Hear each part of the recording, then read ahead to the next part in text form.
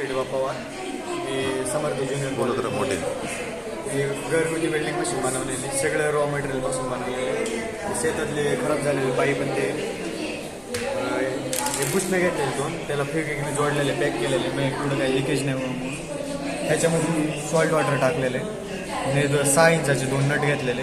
त्या आतमध्ये त्या सॉल्ट वॉटरला टच असतात, त्यांना 2 वायरे जोडलेले. ही एक वायर डायरेक्ट बोर्डाची आणि ही एक आर्थिंगला दिलेली म्हणजे कोणत्या तरी मेटलला टच करण्यासाठी. आणि हे एक रॉड आहे, रॉडला एक आतून वायर जॉईन केलेली. ही पण वायर डायरेक्ट ह्या बोर्ड आहे. जेव्हा ही वायर ज्या मेटलला टच असेल तिथं हे टच झालं, तिथं स्पार्क होणार, तिथं वेळ होणार.